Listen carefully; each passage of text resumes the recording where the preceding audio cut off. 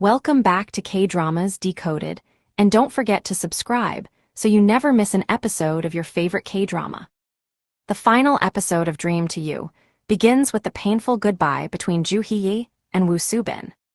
Subin begs Hee not to leave, but Hee knows that staying together has started to hold both of them back. He admits that although he loves Subin, his dream cannot be Subin anymore. Subin struggles to understand why they have to separate when they still love each other. But Hee explains that if he keeps holding Subin's hand, he'll continue relying on him, and nothing between them will ever change. He points out that even now, Subin is still completely focused on him. He doesn't want Subin to spend his entire life looking only at him. He wants both of them to become people who can stand on their own. Eventually, Hee forces himself to say the words Subin doesn't want to hear. He won't love him anymore. With tears and regret, Hee walks away. But their separation isn't really the end. Hee soon finds himself struggling with the emptiness left behind. While working on their film, he asks Subin for help getting him back on his feet and helping him run again. At the same time, the people around them begin noticing that something is wrong.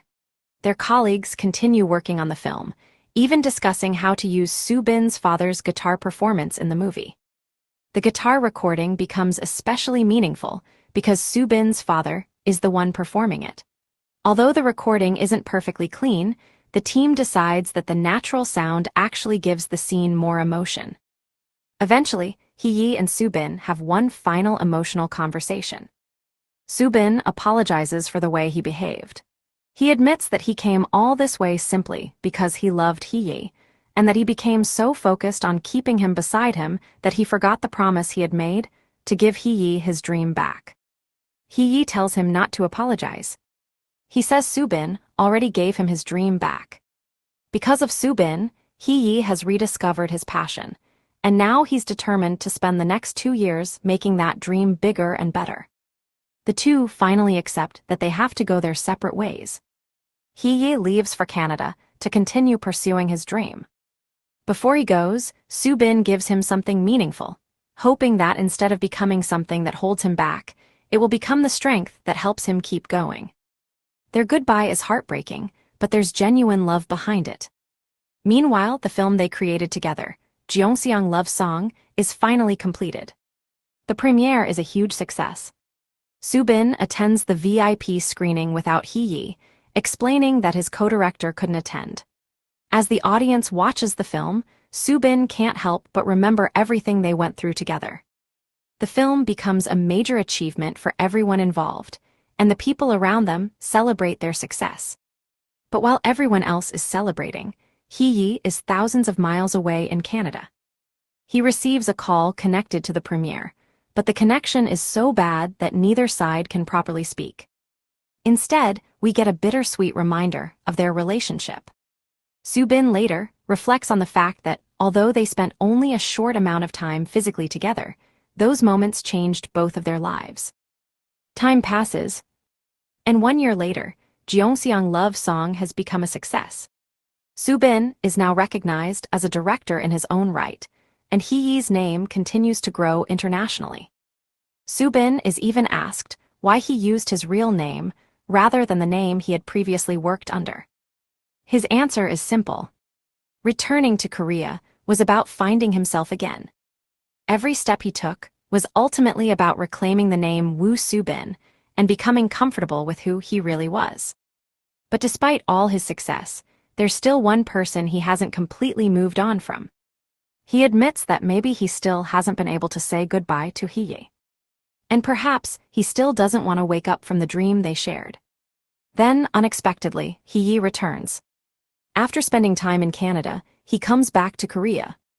The reunion is hilarious because instead of immediately getting emotional, the people around Subin are shocked by the state he's living in. His apartment is a complete mess, and his friends complain that he's become a jobless man who rejects every script that comes his way. But they remind him of the screenplay he once wrote in America, a story called Dream. They tell him they loved the idea and want to make it into a movie. For Subin, this becomes another reminder that he can't stay stuck in the past forever. Then comes the biggest surprise. Hee has returned to Korea as a successful director. He has been nominated for Best New Director at the Jumseong Film Festival. When Subin asks whether he's going back to Canada after the festival, Hee gives him a teasing answer. He says it depends on Subin. Then he asks the question that changes everything. Will you make a movie with me? Subin is stunned. Hee explains that only after going to Canada did he discover that Subin had written him a recommendation letter. He tells Subin that he's finally grown enough to stand proudly beside him. And this time, he isn't asking Subin to follow him.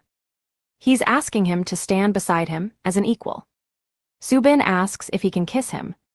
Hee misunderstands and thinks he's asking whether they should make the movie. The awkwardness quickly turns into laughter, but the meaning is obvious. They've found their way back to each other. This time, however, their relationship isn't about one person sacrificing their dreams for the other. They're both chasing their dreams together. Soon after, Hee wins the Best New Director award at the 16th Jumseong Film Festival for his movie, A Love Like a Dream.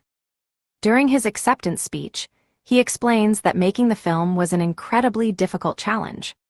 He directed his first solo project in an unfamiliar country, wrote a screenplay in a new environment, and worked with international staff. But he endured because he wanted to become a bigger person who could stand beside the person he loved. He admits that he loved his dream passionately. He also hated the person he loved just as passionately at times. He tried to forget him. But eventually, he came back. And now, he describes their relationship as a kind of warlike love. They may still fight. They may still drive each other crazy. But this time, they're stronger. They're no longer two people clinging to each other because they're afraid of being alone. They're two people who have grown enough to choose each other. Meanwhile, the people around them finally get their own happy endings too. Hee's mother decides that after years of running her shop simply to survive, she can finally enjoy her life. Her children have both found their paths, and for the first time, she feels like she can breathe. She promises to travel with the family, and even the grandmother gets swept up in the idea of traveling abroad. The final scenes are filled with family, friends, food, laughter, and new dreams. Everyone is moving forward. And that's exactly what the story has been building toward from the beginning. The biggest lesson of Dream to You is that loving someone doesn't mean giving up your own identity for them. Sometimes, loving someone means letting them go far enough to become the person they were always meant to be. Hee and Subin had to separate before they could truly come back together. They had to chase their own dreams before they could stand beside each other as equals. And when Hee finally returns, the two aren't the same people who said goodbye. They're stronger, more confident, and more certain of who they are. The episode ends with the two of them beginning a new chapter together, not by abandoning their dreams for love, but by creating a life where both love and ambition can exist side by side. After all the misunderstandings, heartbreak, separation, and growth, Dream to You finally gives its characters the ending they've been fighting for. A dream fulfilled.